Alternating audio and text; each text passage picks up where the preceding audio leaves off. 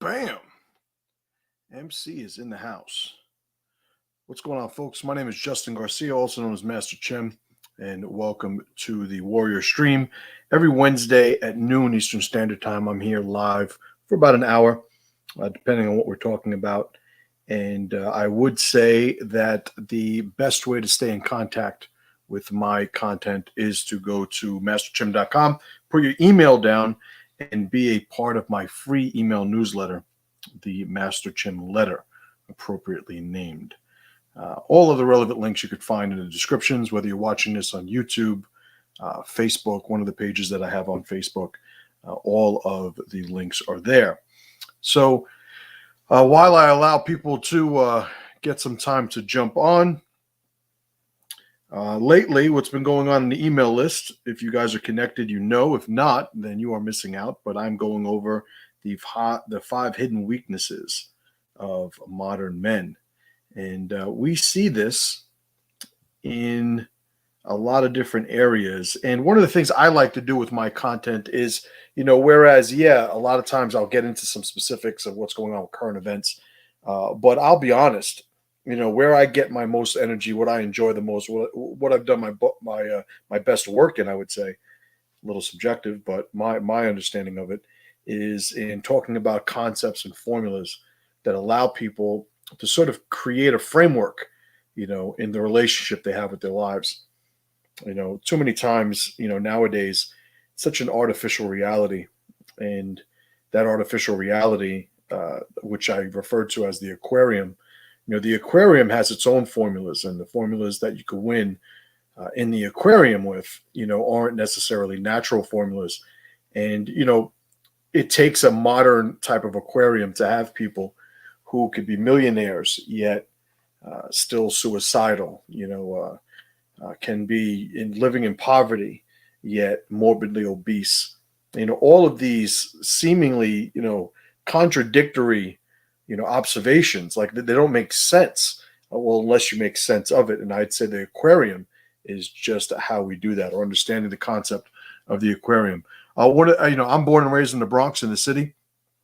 And so a lot of my formulas came by way of, what allowed me to thrive in those specific environments. And I ran into problems I talk about in my book, TRIBALNOMICS, early on, running a lot of these violence sort of tyrant formulas in situations and scenarios where they just were not only not appropriate, but they weren't going to get me anywhere. They were the wrong things to apply. And I recall hearing you guys should know, if you guys have been watching me for a long time, there's a couple of different transcendent allies I have, right? And these are, you could say, friends in my head.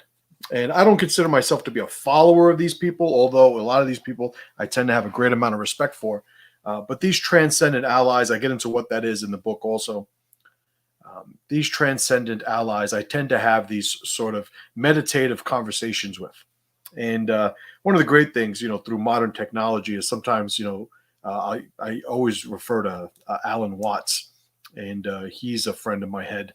And he and I have had great conversations over the years, even though he passed away before I was ever born. And how that happens is, through modern technology, YouTube specifically, even audiobooks, Audible, being the app that I use. You could hear him talk. You could hear his personality. You could hear, his take on things. And having written, what's up, Corey? Having written a couple of books myself, I know there's always an offset between who I am and how I choose to present information and how I transfer it in writing. Right? There's always going to be an offset. It's not to say that writing isn't effective, obviously, and there are certainly some things that I could do by way of writing that I sort of feel deficient in, if just left the ability to to talk about it off the head. But I would say that being able to have these transcendent allies, it's definitely a benefit and something that I've really, really cherished over the the last years. Specific to Butch Benner, what's going on? Good afternoon from Maine. All right, what's up with my man Maine? I've got a huge number of friends, allies, followers, readers, and stuff in Maine. and a lot of good people coming from Maine. So what's going on? One of the phrases I had heard, and I think I had heard Alan Watts share it, and I don't know if it was his saying or if he was quoting something else. Again, I'll be honest, like, am I well read? Not particularly. The people that I enjoy listening to their perspective, I pursue their content. I don't have a exhaustive, education, formal education, where I was exposed to different, works, in different areas, like so many other, well-read, I would say overeducated people. But that being said, a lot of times I'll share something, and to me it was like, oh man, that was a great saying, and somebody will say, well, yeah, that's from this, I didn't know. I'm a big fan of logic, but as far as the content that I consume, I do the things that I enjoy. I do the things that I think add to my experience, and if it doesn't fall in my path in pursuit of that, then I don't know about it. But always happy to find out about it. Anyway, it's a hell of an intro for a quote, but and a paraphrase quote is that, because chance forbid I actually remember a fucking quote. And he said, Alan Watts, it was, "Let me protect you and save you from drowning," said the monkey as he placed the fish high on top of the tree. And the power, the wisdom, the insight, of what that phrase, suggests is, it's one of these things where, like, you write it down, you could sit there and just contemplate it for hours, as long as you want to, I guess. And we look at society, modern society, and isn't that the case? Isn't it the case that we have so many monkeys looking to protect fish by placing them safely on the top of trees? And I would say that a good telltale sign that you are following, you whether directly, vocally, or maybe subconsciously, but in hindsight, you observe this to be, you're walking around going, I'm going to help you whether you like it or not. And that "I'm going to help you whether you like it or not" sort of sentiment is where, where tyranny is born. When we invalidate the experience and the identity of other people, there's an arrogance in that, and the arrogance is really the downfall of so many relationships. And as you begin to scale that up, what we're seeing in society, we have so many great ideas about how other people should be living their lives, and it's just flawed at the premise, just at the start of it. It's a scary, it's a scary idea, this idea that one individual can really or should even beyond just have the idea, but be given the authority to enact his or her own ideas as to how other people should achieve happiness. And a lot of times I think you'll find the bad actors are the ones who are not only actually feeling this way, where they think they should be in charge of other people, but then the people that know all of the power that they could sort of accumulate, by sharing that sentiment and, enacting their ulterior motives behind the scenes. And we see that played out in society. Frankus, what's going on? FL Treasure, what's going on? Yep, the road to hell is paved with good intentions. That is absolutely right. Jamie, what's up? Up in Canada. God save us from the people who are out to save us. And it's old wisdom. It's things that we know, obviously, and yet isn't that, I guess, a component or just, the status quo for the human experience. We are constantly just fucking ourselves over and over again, new and inventive ways of fucking ourselves the same way over and over again. That's the human experience. And I'd say on an individual level, which is what I advocate for first and foremost, there are things that, and I just got finished writing today's email a little while ago, so it's fresh in my head. There are things that you will experience, and that you feel that you are suffering from, and this suffering, you will go seek out help. And there are so many people out there that will give you some sort of external solution to the internal dilemma. And I'm always going to be an advocate for starting from the inside going out. And I'm not the fucking first person to sell this idea or advocate for it, but it is something that people have always known. But today we've been convinced that there's somebody else that knows us better than we know ourselves. And I would say that the tragedy of it potentially is that that might even be true, because we've been so demotivated to build a relationship with ourselves.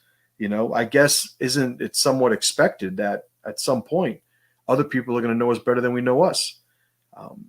And it's it's a tragedy, because when you look at the potential of what an individual is and what an individual has, it has nothing to do with other people. It's nothing to do with somebody else's idea of what the mission is. The other day, Utgard, what's going on? Butch Benner says, thank you for continuing with the tribe knowledge where the Northmen left off. Spoke highly of you. Northmen.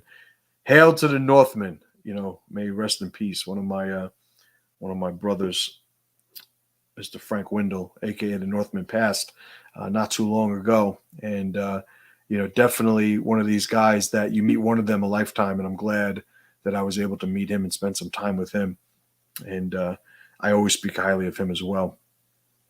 So all that being said, you have individuals that are out there and they're looking to sort of develop themselves, but they develop themselves through a criteria that it's given to them by other people, and not in the form of this sort of, wisdom of observations of truths that have existed in the past.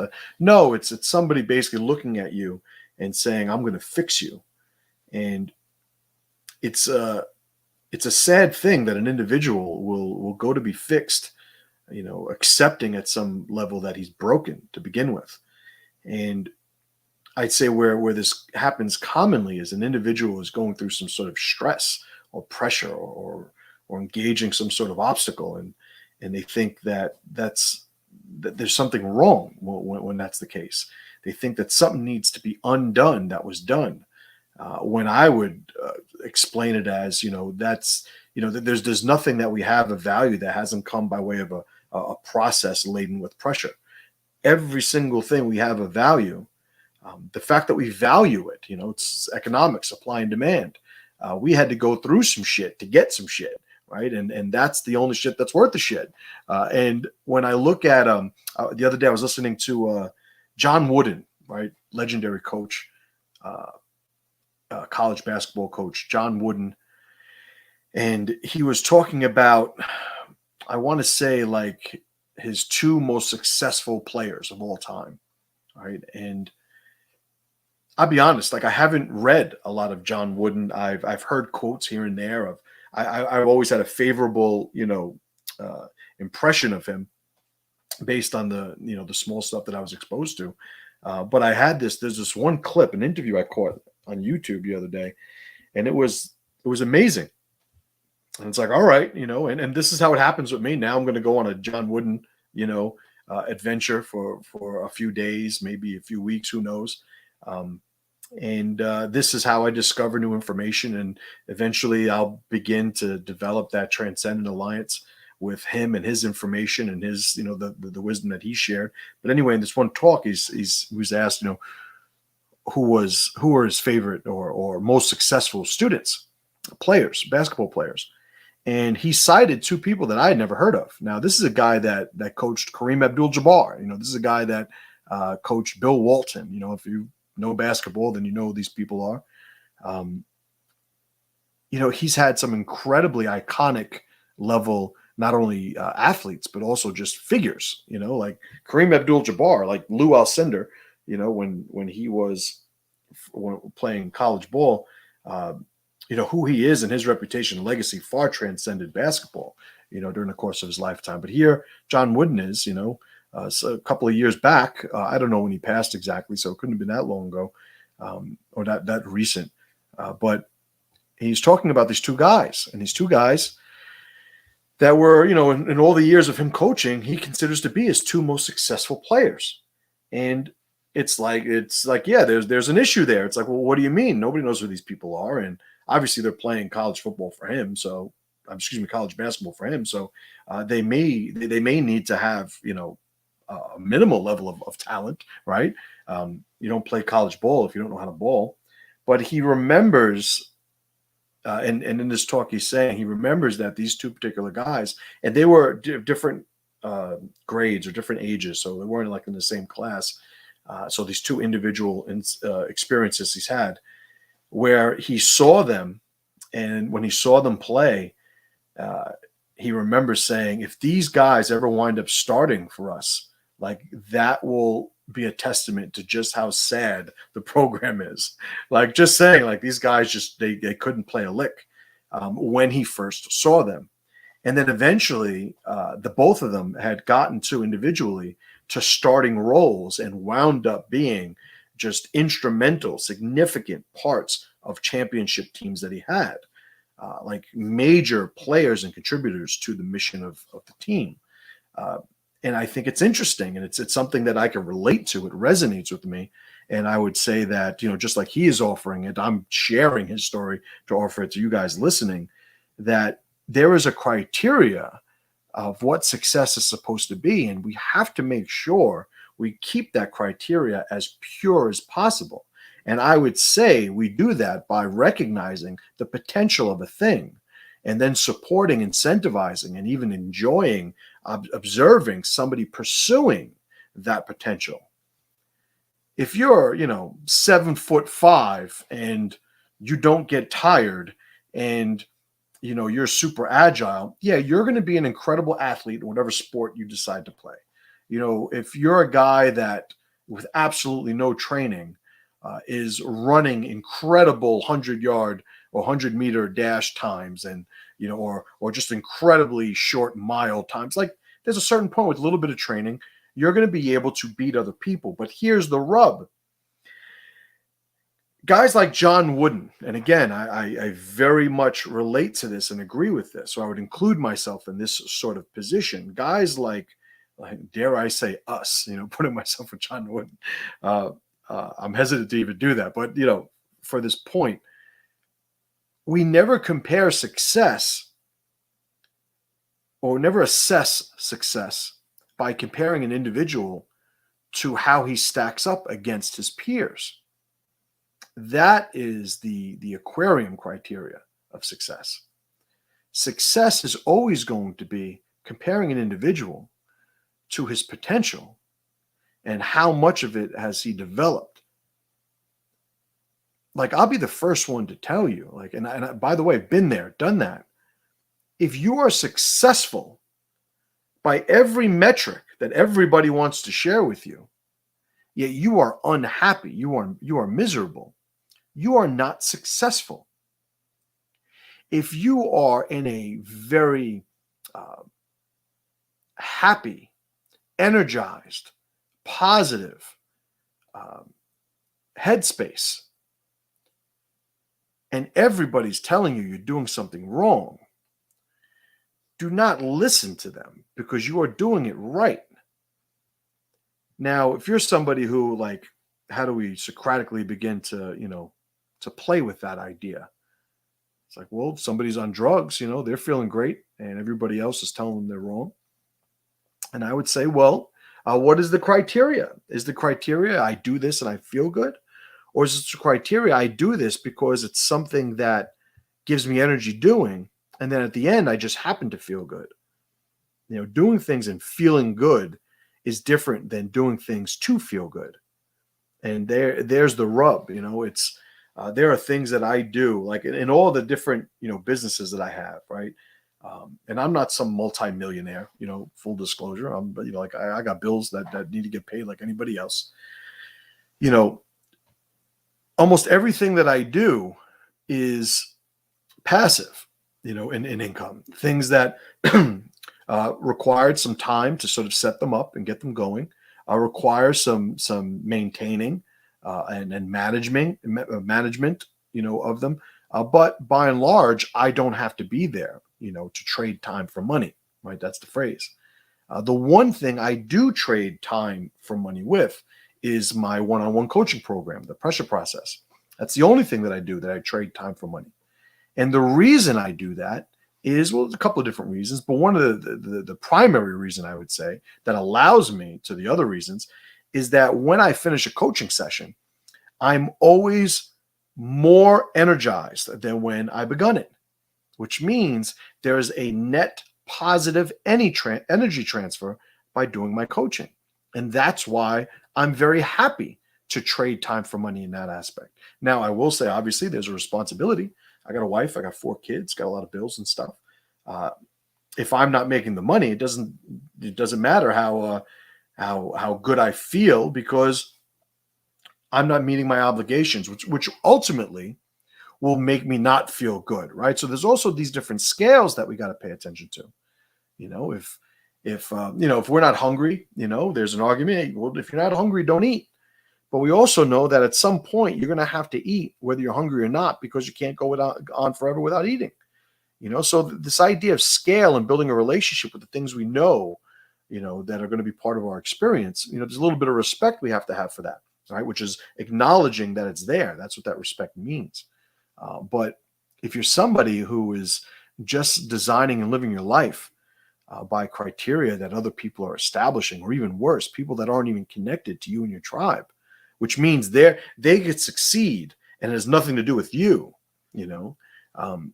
it's just a very, very weak, slave-minded way to be. I can't tell you, like growing up in the Bronx in the 80s and 90s, it still happens today in different ways, but back then, I remember when people were getting stabbed for their coats, right? Their winter coats. And there were starter jackets and North Face jackets eventually. And, these, fashionable, somewhat pricey, fashion items, people were losing their lives over. And not only were people losing their lives, or the tragedy of that, obviously being acknowledged, but people were willing to kill for those things. People were willing to not only kill, but they were willing to expose themselves to the consequences of killing over jackets. That's how dysfunctional, we've been trained to be as a society. Listen, I'm a marketer. I get paid to do copywriting. I understand how to be persuasive in writing. I understand how to be persuasive in speaking. I've done ample amounts of training in both. I understand the game, so to speak.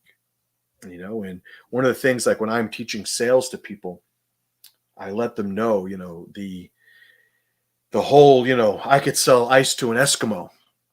I tell them I can't teach you how to do that, because if you're selling ice to an Eskimo, you're an asshole. and that therein lies the difference between how I pursue my professional endeavors now as opposed to 15, 20 years ago, or different endeavors, what my pursuits were as a younger man, which were so just dysfunctional, because I allowed too many people to have a seat at the table when designing, what it is I should be pursuing in the first place. So it's one of those things where, you have individuals they're waking up every day and they're going to do their thing. And so many times they live their lives as though they're pursuing, success, they're pursuing pleasure. And it's just not the case, more oftentimes than not, because they get sort of stuck in this rut of external influence, and that monopolizes their bandwidth. What they actually wind up doing is systemizing the avoidance of pain, and they're sort of running from pain every day, and they think if they've gotten away from pain for one more day, then they're winning. And there's just something to be said for just facing those pains, getting through them, and getting to the point where you're like, you know what, I'm going to design a life that is going to make me happy. I'm going to design a life that allows me to be as overlapped with who I am as I can. I remember a commercial years ago that was talking about like wasted potential. And I don't know what the commercial was for. I might have even talked about this before on one of these live streams. And it was, they had this little skit with Larry Bird, Hall of Fame basketball player. Like, what if Larry Bird never played basketball and they showed him like bagging groceries at the supermarket and some lady like forgot her toilet paper or something and he shot the toilet paper like 30 feet away and it went right into her basket, and it's like there are people who, and it sounds, cliche, corny and all that stuff, but I truly believe there are people that have what observers would consider to be genius residing in them somehow, somewhere. And a lot of times they don't want to pursue it because they don't understand how to sort of check all the boxes of what they're supposed to be doing if they're going to pursue that thing.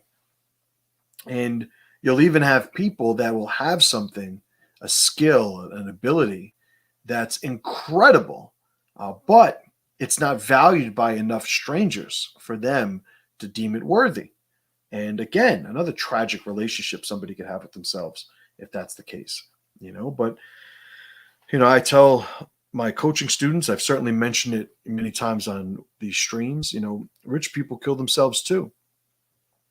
People with all the things that we're supposed to be going after, they get divorced too. They kill themselves. They become addicted to drugs too. They get depressed too. They suffer all of these ailments that everybody else does, right? They just do it with a bigger budget, And I think there's something to that. And whereas I'm not an advocate for just eliminating the negative, because again, piggybacking on something I said earlier, a lot of the things that we value, in our lives or as pieces of who we are came through a pressure filled process. Like we had a problem at some point and we worked through that problem, and at the end of it we were more like, so I don't want to just discard any of these stressors or anything like that, but there's something to be said for somebody who no matter what's happening, they can't seem to sort of get past that curve. They can't seem to get to the point where, moment to moment, they're not enjoying what it is that they're doing, and a plot device that it's been used many times in books and in movies is somebody knows they're going to die at a certain time, right? And what usually happens with that sort of mechanism in the plot is it's basically shown how having that knowledge and information ruins the individual. They have this sobering sort of period where all of a sudden their priorities are put in place. But then the fact that they're dying defines every minute of their days, and they're sort of in a rush to sort of undo the things that they had done up until that point. And I would say I wouldn't suggest that is how we live, where we're constantly looking to undo everything that we did badly. But I will say building a functional relationship with the fact that this is going to end one day really suggests that the only thing we should really trust is the, what I call the 24-hour cycle. It's like day by day. It's like, yeah, what are we going to do today? We address different things at different scales during the course of our days, but we're not living in abstraction. I just had this lady yesterday right outside my property. Her car broke down, and I heard the dog growling, right? So I hear Rambo growling, and so I know something's going on that's atypical. And like he doesn't really growl at deer anymore even. And so I knew something was up. So I come to the front, and I see that there's, on the road in front of my property, a car that's broken down. And I hear a lady, yelling, my car broke down. I'm stuck on the side of the road. I'm rolling backwards, and she's like panicking. So I'm like, oh, she's like, put on my shoes real quick. And I walk up to the road, and she's having a full-on panic attack. And the transmission went in the car, and my road is where my property is. The part of the road is like you're coming uphill, so there's a little bit of a downhill, and she couldn't get her car to move forward. Any drive or any gear at all was just basically neutral, and she was hyperventilating. She was panicking, and like she had never seen me. And I come out there, I'm like, hey, how you doing? And she's freaking out, and I look in and I see her eyes are just fucking pupils dilated, freaking out, hyperventilating. And I just start talking to her, and though I tell you what, do me a favor. Just put your car in park, right? Just put your foot in the brake. Is the brake working? Yeah, so you're good. Just keep your foot in the brake and put your car in park. Now, I want you to just slowly pull your foot off, see if the car stops, see if it stays, stopped. And it did. I'm like, all right, so you're good. You're safe. I said, this is my property right here. You're good. I said, but, let's move your car off the road because there might be a car coming around the bend, might not see it. And, it's safer to just get it off here. It's, it's my property. You could be here. It's no problem. I said, why don't you get out and I'll help you. And so she gets out and she's like, okay. And she's calling, she must have called her boyfriend. That must have been who she was speaking to. And he was on his way there to meet her.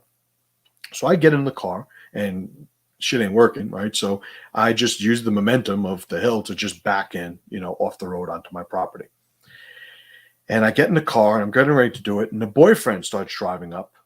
And the boyfriend doesn't know that I'm there, doesn't know that that she spoke to some guy and whatever. He certainly doesn't know. He sees her on the side. He certainly doesn't know that somebody's in the car, right? So he drives the car right up to the bumper because he thinks that the train he's going, he might want to mess with it. And he's, smartly putting his car right behind it in case when he gets in the car, basically stop the car from rolling back.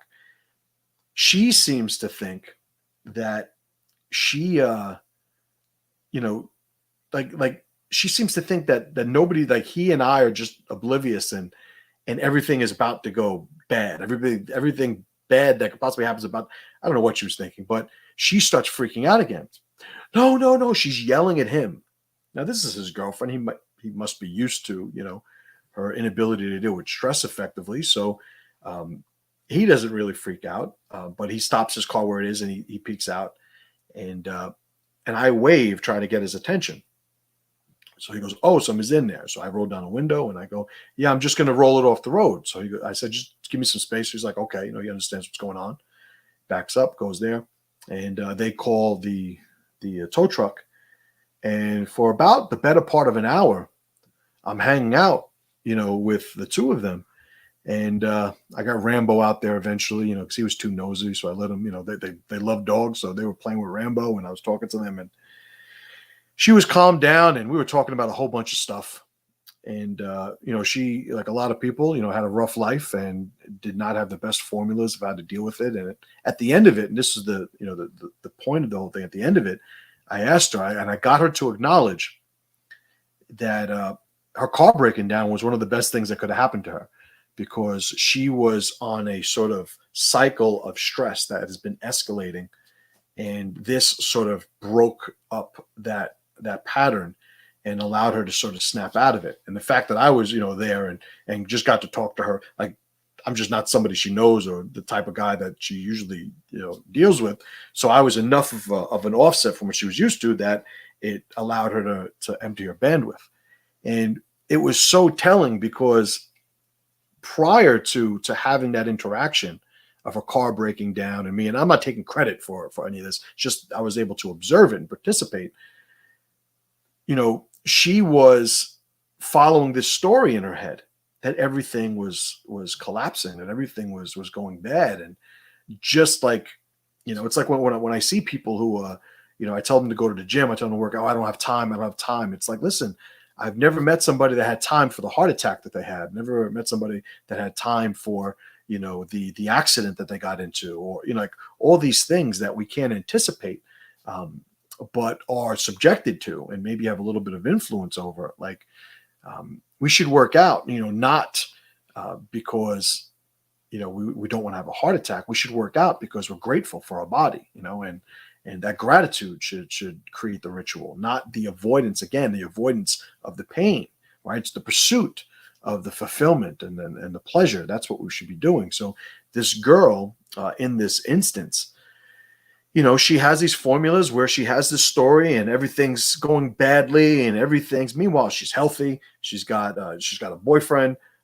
They have a son. The son's healthy. The son was okay. He was with the mother-in-law. It's like if you really took a list of everything that was going on, like you're doing all right. But if you define your entire existence by the things you don't have, or by the things that, you don't want to happen, there's going to be a rough go of it. I always talk about, gratitude and entitlement being on two sides of a spectrum, not so much of a dichotomy, but certainly a direction, and a spectrum, and you're moving one way or another. And if you're not grateful, you got to understand that you're moving towards entitlement. And when we're entitled for something, for an aspect of our life, a component of our life, you got to understand that there's a certain amount of telling the future involved in that. It's like you're expecting the future to sort of obey, what you want it to be. That's what entitlement is. It's like think about all the people in your life that help you, and all the people that you care about that have some sort of value to you. Like, think about if they were taken from you in an instant. Like, you lose that source of positivity. You lose the value, whatever the value, the total value of that individual's alliance provides, you with. You lose it in an instant. Yet, how many of us, and this is just an example of this concept playing out in real life, how many of us, sit back to some extent and like, man, I never told them what I felt. I never told her how I felt. I never thanked them. Oh man, I thought they were going to be here forever. And it's like you have the ability right now to not treat everything in your life that you value like that.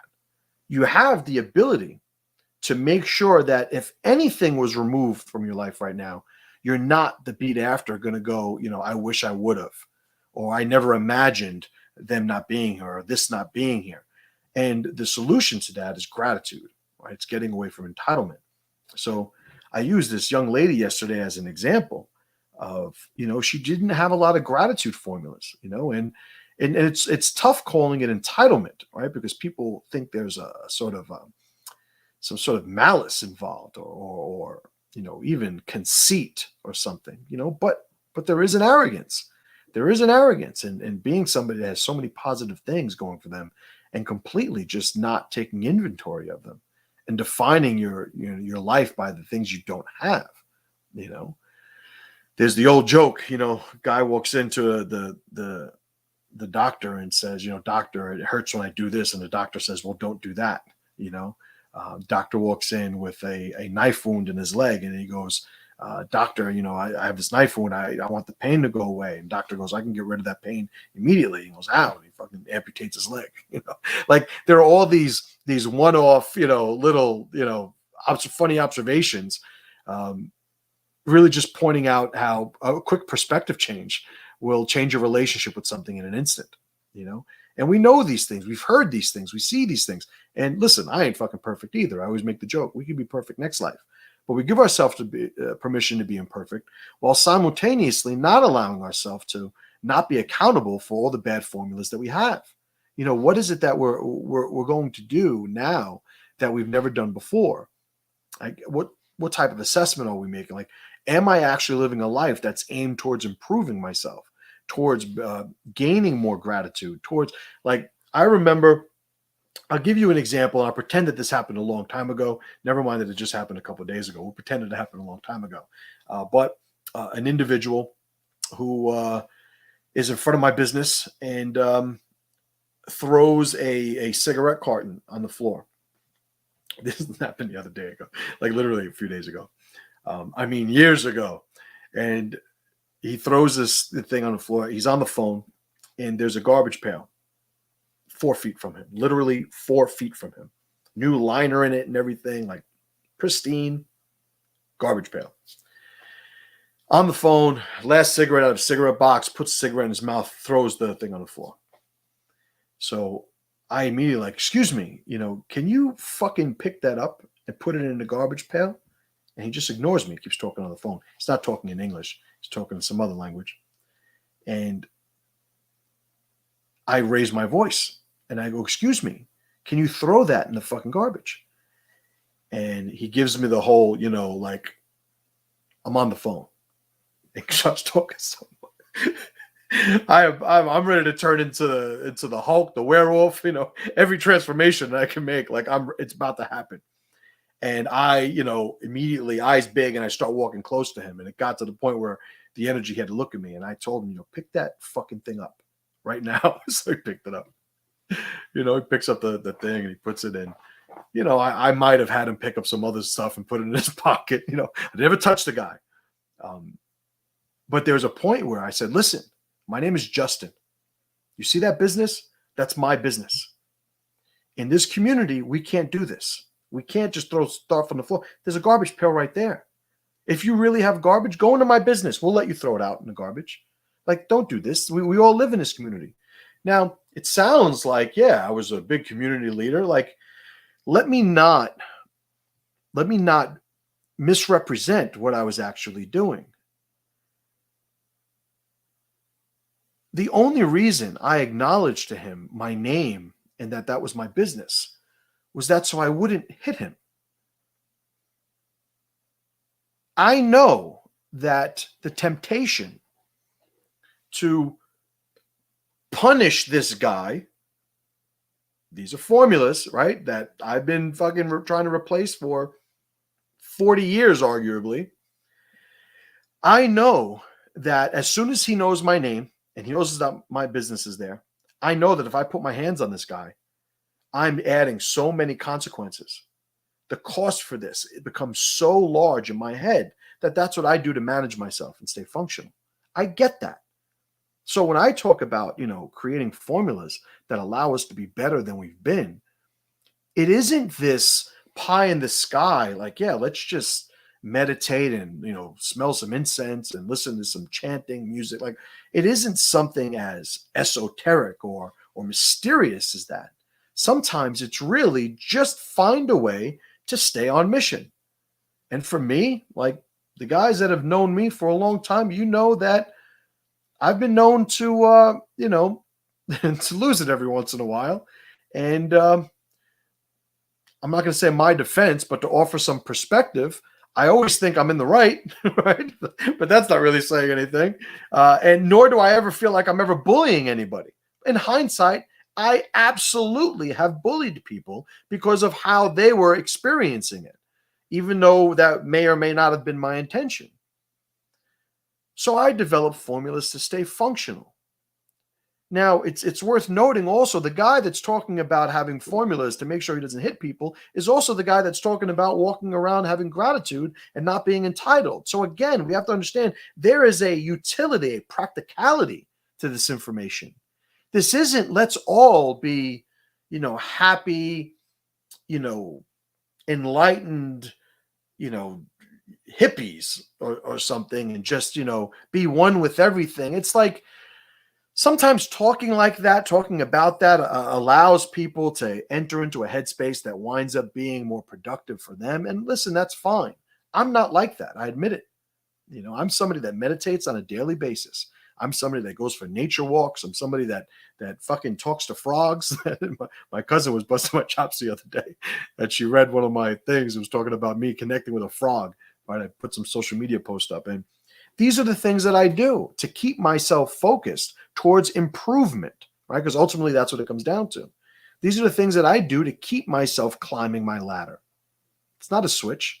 I don't just say, I was like this and it's not the right way to be. So I'll be like this instead. Yeah, that makes sense. Okay, I'll do that.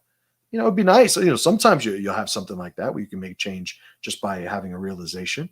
But sometimes you need to sort of build some reps.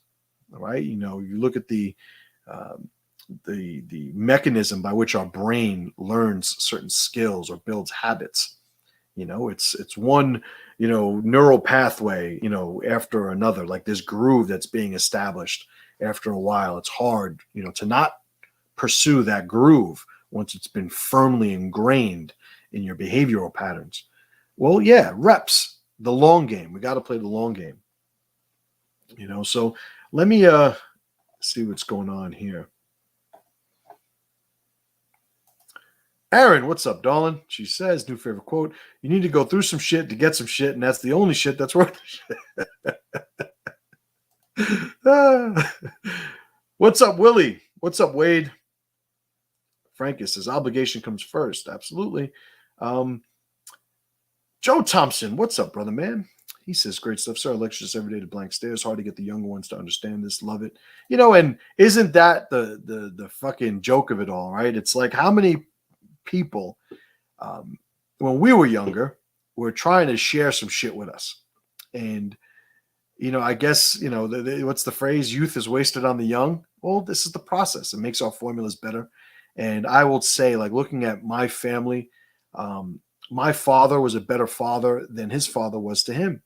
His father was probably a better father than his father was to him. I consider myself to be a better father than my father was to me. I hope one day that my boys will be better fathers to their children than I am to them. That is the process, and we don't have to be perfect. We have to fulfill our potential, right? I refer back to the quote or the story shared by John Wooden. His two most successful players were guys that he didn't even think they should be playing basketball when he first saw them. And they worked so hard that they got to the point where they started on his, national championship teams. And he was like, that's a big success because of the delta between where they started and where they wound up. That amount of progress, that's what we need to look at, and when we just value something in relation to other things, we got to understand the limitation of that sort of system, where it's like, oh, he's the tallest one here. Well, if it's a room full of fucking midgets, can you still say midgets? You guys understand what I mean? It's a room full of midgets. Like, that's not really saying much, so we have to just be conscious of the limitations of comparing metrics to those around it, when it comes to the absolute value of it, where we're concerned in relation to us, right?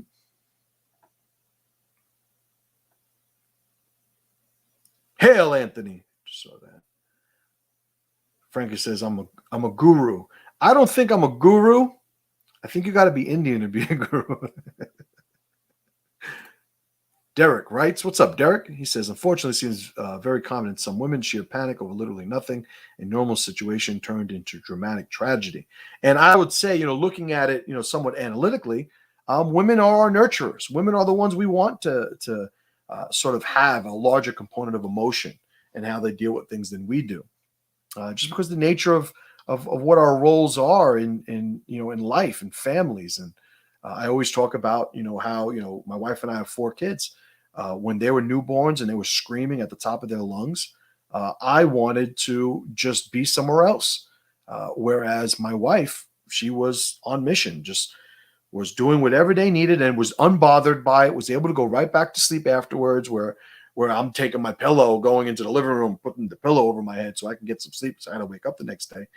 Well, she empathizes more. That empathy, it has a sort of sympathetic reaction to her body. And and I don't mean that in terms of sympathetic nervous system, just the sympathy of feeling what the baby's feeling and that connection and whatever hormonal support that connection gives a mother and brings a mother into her ability to be better at mothering.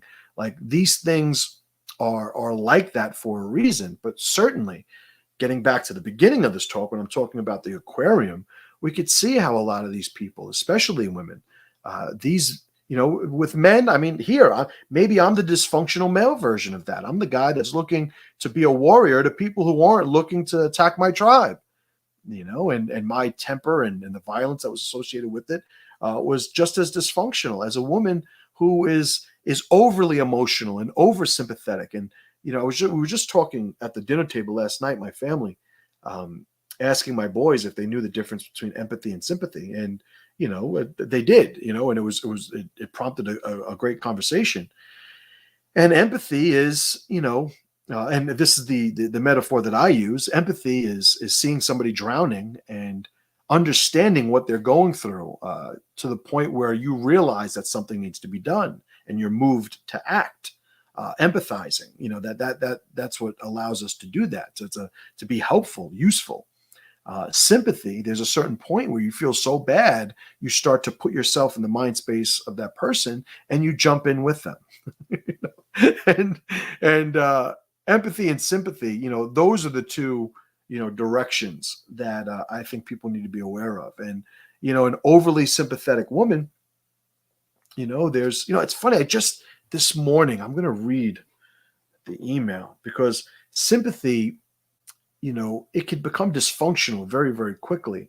And when Nietzsche says, compassion does nothing but add suffering to the world, it's this idea of, well, if I was being empathetic, I understand how they're feeling. I can put myself in their shoes, but sympathetic or being compassionate, compassion, like you look at the etymology of the word, it's like with feeling, like you are feeling it with them. And if you're going to be compassionate, let it be for something positive. I'm going to give you the exact quote that I shared. Again, if you have not signed up for my email list, like, you are missing some good stuff. Not that I'm biased or anything. But every day in the email, I put a quote of the day. Right? And they're all mine, and I write them during the email. Some that's not true. Sometimes I share quotes that I had from other times, but there's always a quote there. And this morning's quote just so happens that we're talking about this. It says, "If you must be compassionate, let it be in the pleasure you've created for one of your tribe." So it's not that we're not supposed to be compassionate, but again, where's the discipline, the utility that we maintain in this emotion? How do we make sure that when we feel, we're feeling in the right ways for the right reasons, right? To sort of validate why feeling is there in the first place, right? So just things to be, to be conscious of. Utgard, what's up, my man? He says, "Am I committing entitlement here? Quit my job to get another. Was promised to do one thing at the new job, but now at the new place they don't keep the promise, and I'm now worse off than my previous job." I wouldn't call that entitlement. I would say that the plan is not working. Again, if we break this whole thing up into, like, think about the time frames that you're using here. You were at another job, you quit. Then you got a new job. Like, these huge chunks of time, they're convenient when describing, conveying to somebody else what's transpiring. But in actuality, it's really day by day by day by day, moment by moment, conversation by conversation. There are different scales in your experience with that job. So if you're in a position where it's not working out, then the promises that they made and what it is that they're doing, that's worth a beat in time. That's worth an acknowledgement, but it's really no different than if they didn't say they were going to do that and wound up doing this. Let's say that, to add, again, perspective change is a great tool in situations like this. Let's say that you didn't have a job, and the job you have right now, they promised to do certain things, and, they didn't follow through with it, just the way you're describing your experience now as it stands. But let's say that you weren't working. You weren't able to provide for your family. And, somebody's like, "Hey, this job sucks. You should quit," because they weren't doing it. And you're like, "Well, wait a minute. I wasn't working at all. I'll fucking deal with their nonsense until I get something better." I would say all these perspectives, whatever your response should be, it should be congruent, because that would be the right thing to do.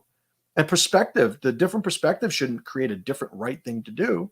The right thing to do is what really is, all things considered, is going to keep you most on mission. And whether or not, what's the value then of having a different perspective? It snaps us out of the story, and but now with the new place, they don't keep the promise, and I am now worse off than my previous job. I don't agree with that because there are too many variables there. You don't even know if you still would have had the other job if you stayed there. You don't know if this is going to get better as you go. You don't know if you're gaining new skills that you wind up being able to use. You don't know if you're going to meet somebody in this new job that winds up introducing you to a path you hadn't even conceived of prior to getting to this new job. Like, there are too many stories that we could write to rely on any of them, right? So what I would do is, hey, write the story and follow the story that keeps you on mission, but also keeps you in the best possible state. Right? I'm the guy that says there's never a reason to not be in a good mood. Only the weak mind adds suffering to circumstance. Right? So if you're going to control your state to the best of your ability, you're going to tell yourself the story that has you feeling the best while continuing to do what's best for you and your mission. Maybe that's finding another job. There's the if you ever heard of the phrase FOMO, right? Fucking cryptocurrency. You hear about that shit all the time. It's fear of missing out.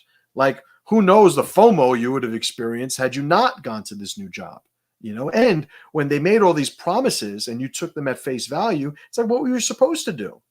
Like, what were the chances that they weren't going to follow their promises? 100%. Well, how do you know that? Because here you are. But you had to go through this to know this, right?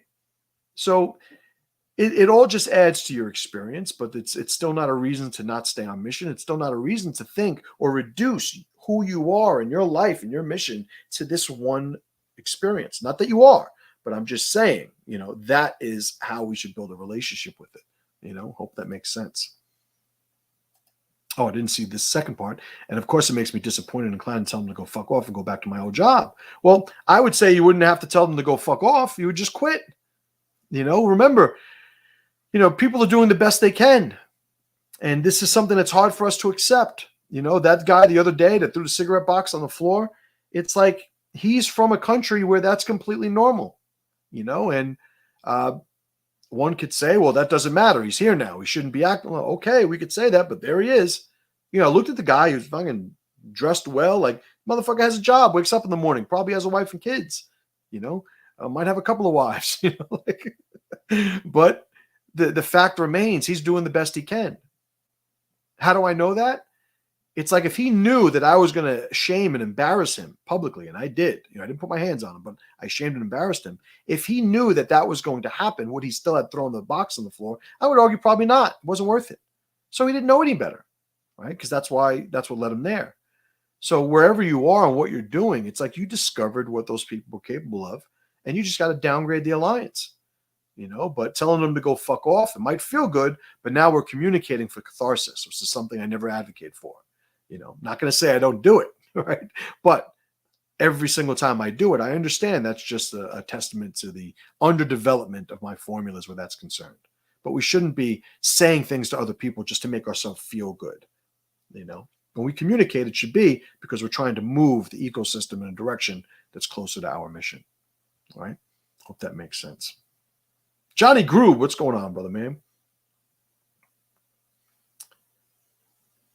Derek says, obviously you handled it perfectly, but she created more than was there, and absolutely, and it's funny, I think about it, and there's some things I could have done differently, but I handled it effectively, maybe not perfectly, but certainly effectively.